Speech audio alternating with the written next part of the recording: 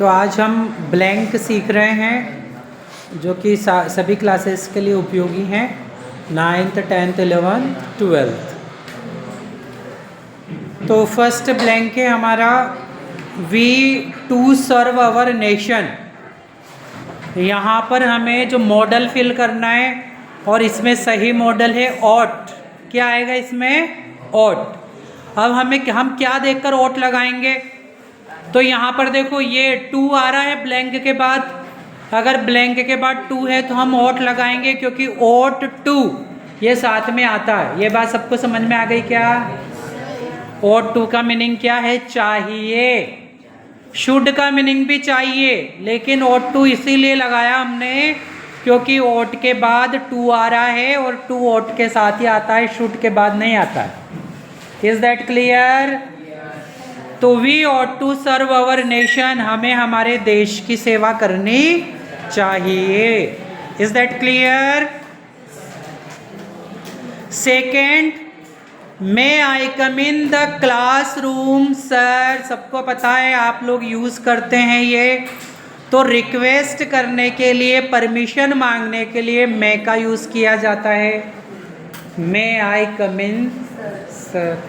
अगर सबसे पहले ब्लैंक है तो आप सब यूं ही समझ लीजिए कि कहीं ना कहीं 99% तो इसी का चांस है कि कहीं ना कहीं परमिशन का ही सेंटेंस है वो। क्लियर? तो मे आई कम इन सर या मे I come in the classroom. Yes. फिर वो आगे नहीं आता। अगर संभावना बताता है मैं तो फिर आगे नहीं आता, वो बीच में आता है ना। दे फुटबॉल इन द इवनिंग, तो दे play football in the evening. Play आएगा। क्यों आएगा? क्योंकि प्लूरल है और प्लूरल के साथ बिना एस वाली वर्ब आती है। आईएनजी वाला ब्लैंक, आईएनजी वाला क्यों नहीं आएगा? क्योंकि आर होता तो आईएनजी आता। इसलिए they play football in the evening. Plural subject के साथ बिना एस वाली वर्ब आती है। I have been here since Monday. Since आएगा।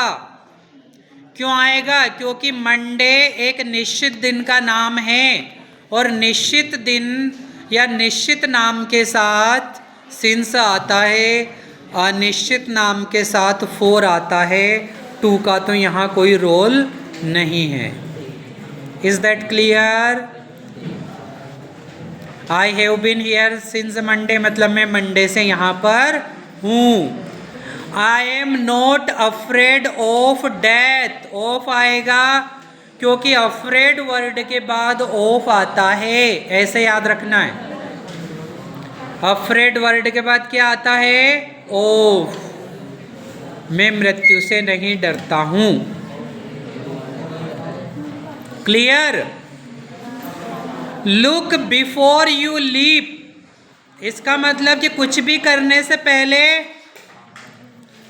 हम उस चीज को देखें पहले। जैसे कूदने से पहले हम देखें कि कहाँ हम कूद रहे हैं। कोई भी काम करने से पहले सोचे, इसलिए क्या आएगा? बिफोर। Is that clear? मतलब पहले। Look before you leap. He has a 1 rupee note. A आएगा। क्यों आएगा? क्योंकि ओ तो आप लोगों को वोवेल दिख रहा है, लेकिन ये वोवेल का साउंड नहीं दे रहा है, वोवेल की ध्वनि नहीं दे रहा है। काय की ध्वनि दे रहा है? वह क्या है? कॉन्सोनेंट, व्यंजन। व्यंजन की ध्वनि दे रहा है, इसलिए क्या आएगा यहाँ पर? ए। तो ही हैज ए 1 रुपी नोट। अगर यहाँ पर वोवेल की स्वर की ध्वनि आती तो हम एन लगाते। Is that clear? उसके पास 1 रुपये का नोट है। तो इस तरीके से हमें इन ब्लैंक को एग्जाम में इसी तरीके से सॉल्यूशन करना है, इसी तरीके से सही होंगे।